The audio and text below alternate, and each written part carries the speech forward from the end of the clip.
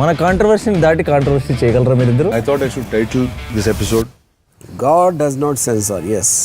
నాకు ఎందుకు సార్ బాబులు చేసేటప్పుడు ఇలాంటి మంచి కామ్ ఆఫీస్ ఎందుకు లేదు మాకు? అప్పుడు డబ్బులు లేదు. ఆ పాత కేసుల్లో తనకు వ్యతిరేకంగా ఉండేటువంటి వాళ్ళు, తను ఎవరినైతే శత్రువులుగా భావిస్తారో, తనని ఎవరినైతే ప్రశ్నిస్తారో వాళ్ళందరినీ ఆ కేసుల్లో ఇరికించడం, దీనికి పరాకాష్ఠగా కొత్త కేసులు సృష్టించడం, తయారు చేయడం ఎప్పుడు లేదు. బహుశా భారతదేశంలో ఒక ఆంధ్ర రాష్ట్రంలో కూటమి ప్రభుత్వంలో చంద్రబాబు నాయుడు నేతృత్వంలో తప్ప కేసులు తయారు చేసి, కొత్త కేసులను తయారు చేసి, మ్యానుఫ్యాక్చరింగ్ ఆఫ్ కేసెస్ ని మ్యానుఫ్యాక్చర్ చేసి దాంట్లో తనకు వ్యతిరేకంగా ఉన్నటువంటి వాళ్ళని, తన కక్ష కట్టినటువంటి వాళ్ళని, తనకు ఎవరి మీద అయితే బాధ ఉందో, కోపం ఉందో వాళ్ళందరినీ కేసుల్లో ఇరికించేటువంటి ఒక దుష్ట పన్నాగానికి ఈరోజు చంద్రబాబు నాయుడు గారి ప్రభుత్వం శ్రీకారం చుట్టడం జరిగింది. ఈరోజు చంద్రబాబు నాయుడు అనేక విషయాలు రోజు మనం పేపర్లో చూస్తున్నాం. ఈరోజు కాకినాడ పోర్టు విషయానికి సంబంధించి పుంకాలుగా తన అనుకూల మీడియా ద్వారా ఈరోజు ప్రచారం చేయించడం, ఇది రాజకీయ లాభం కోసం తప్ప మరొక పరిస్థితి కాదు. ఈరోజు జగన్ గారి మీద అనేక రకాలైనటువంటి ఆరోపణలు చేయడంతో పాటు దానికి సంబంధించి కాకినాడ పోర్టు విషయంలో రాజకీయ లబ్ధి కోసం సుబ్బారెడ్డి గారి అబ్బాయి మీద, ఆయన కుమారుడి మీద, సాయిరెడ్డి గారి మీద, వీళ్ళందరి మీద ఏదో ఒక విధంగా ఒక తప్పుడు ఆరోపణలు చేసి వాటిల్ని ఎవరో ఒకరి దగ్గర తప్పుడు ఆరోపణలు చేయించి వాటి ఆధారంగా, ఆ ఫిర్యాదుల ఆధారంగా ఈరోజు కేసులు నమోదు చేసేటువంటి ఒక దుష్ట సాంప్రదాయానికి చంద్రబాబు నాయుడు గారు ఓడిగట్టడం జరిగింది. జగన్ గారి మీద, అదేవిధంగా మల్టీనేషనల్ కంపెనీ అరబిందోకి సంబంధించినటువంటి కంపెనీ మీద బురద చల్లడానికి చంద్రబాబు నాయుడు గారు ఒక పథకం ప్రకారం ఒక ప్లాన్ వేశారు. దానిని ముందు రేషన్ బియ్యం, కాకినాడ పోర్టుకు సంబంధించి రేషన్ బియ్యం స్మగ్లింగ్ అన్నారు.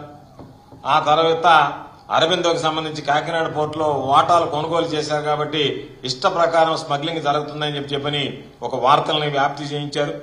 ఆ తర్వాత చివరికి ఆ పోర్టు లాక్కున్నారనేటువంటి దాని మీద కేసు పెట్టించి ఈరోజు ఏదో ఒక విధంగా ఆ కేసులో వీళ్ళందరినీ ఇరికించాలనేటువంటి ఒక ప్రయత్నం చేశారు. ఒక అబద్దాన్ని సృష్టించడం, దానిని ఏదో ఒక విధంగా వ్యాప్తి చేసి జనాల దృష్టి మరల్చి జగన్మోహన్ రెడ్డి గారి మీద నిందలు వేయడం, తనకు అనుకూలమైనటువంటి వ్యక్తుల చేత వైఎస్ఆర్ కాంగ్రెస్ పార్టీకి సంబంధించినటువంటి నాయకుల మీద తప్పుడు కేసులు పెట్టించి అధికార దుర్వినియోగానికి పాల్పడడం అనేటువంటిది చంద్రబాబు నాయుడు గారికి నిత్యకృత్యంగా మారిపోయింది.